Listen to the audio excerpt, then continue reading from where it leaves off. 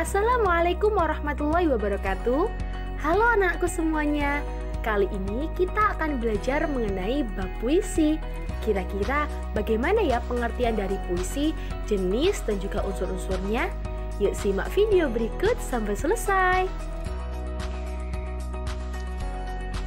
Oke anak-anakku semuanya, kita akan belajar mengenai puisi dan di dalamnya memuat pengertian, unsur-unsur dan juga jenis-jenis puisi.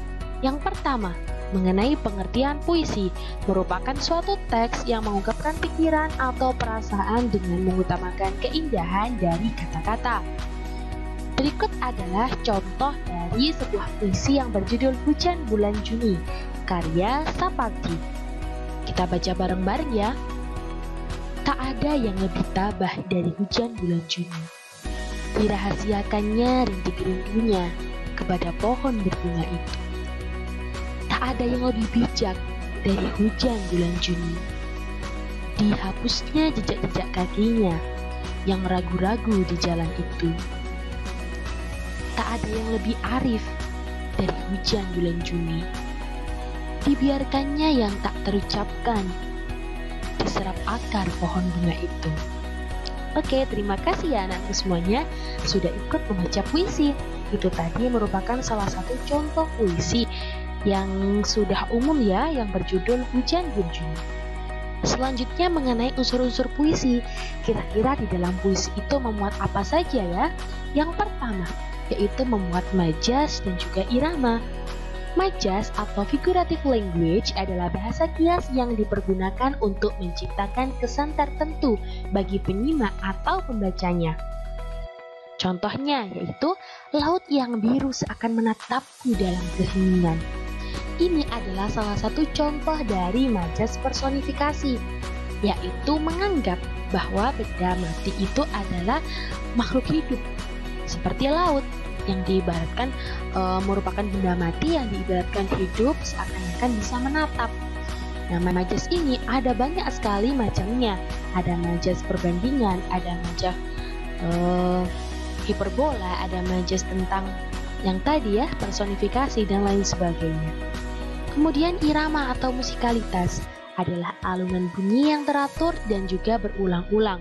Tentunya dalam sebuah puisi ada puisi yang huruf vokal di akhirnya itu berakhiran sama seperti a semua atau i semua dan lain sebagainya. Yang kedua ada kata konotasi, merupakan kata yang bermakna tidak sebenarnya.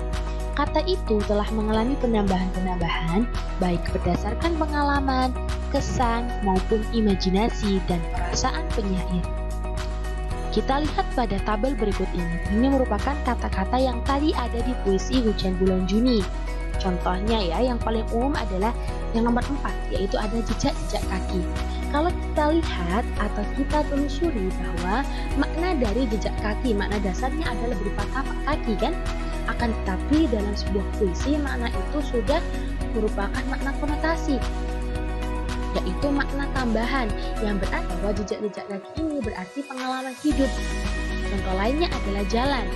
Nah, kalau kita lihat secara umum, jalan itu adalah makna dasarnya tempat untuk melintas atau yang sering kita lalui, jalan kaki, naik sepeda, naik motor, naik mobil dan lain sebagainya. Akan tetapi di dalam puisi, jalan ini bermakna konotasi, yaitu maknanya alur kehidupan.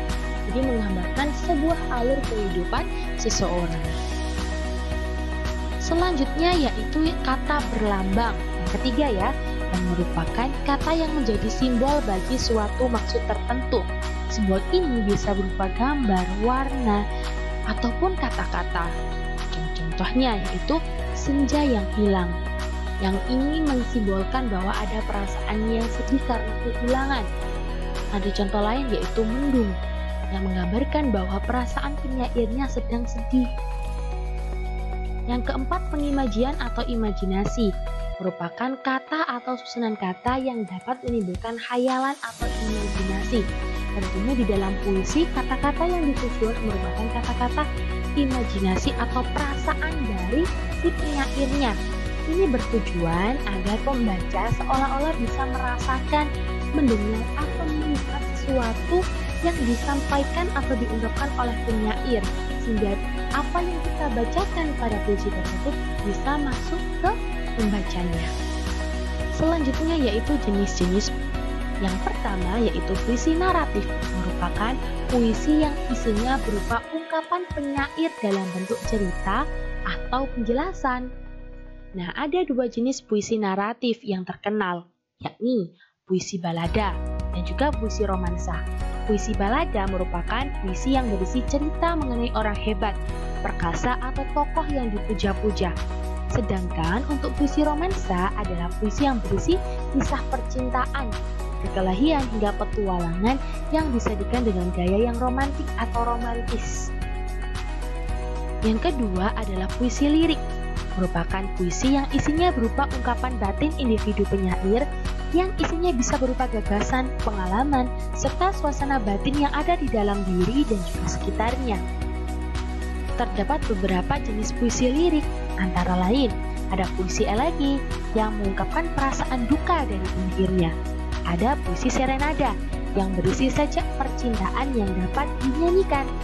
Yang ketiga ada puisi ode, merupakan puisi yang berisi pujian terhadap sesuatu hal, seseorang atau sesuatu keadaan. Jenis puisi yang ketiga adalah puisi deskriptif, yang merupakan puisi yang isinya berupa pemberian kesan penyair terhadap suatu objek yang ia angkat dalam puisi. Jadi ini seperti mendeskripsikan sesuatu atau menjelaskan sesuatu objek.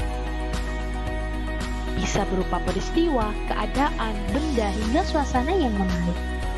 Ada dua jenis puisi yang deskriptif yang biasa dibuat atau yang umum ya. Yang pertama ada satire, yang mengungkapkan rasa ketidakpuasan penyair mengenai suatu keadaan dengan cara menyindir atau menyatakan sesuatu yang sebaliknya. Yang kedua ada puisi kritik sosial, puisi yang menyatakan rasa tidak senang terhadap seseorang atau keadaan dengan cara membeberkan hal yang rusak pada objek yang diangkat dalam puisi. Oke anak-anakku semuanya, terima kasih telah menyaksikan video pembelajaran puisi dari Ibu. Tetap semangat belajar dan jangan lupa jaga kesehatan ya. Sampai jumpa di video selanjutnya. Wassalamualaikum warahmatullahi wabarakatuh.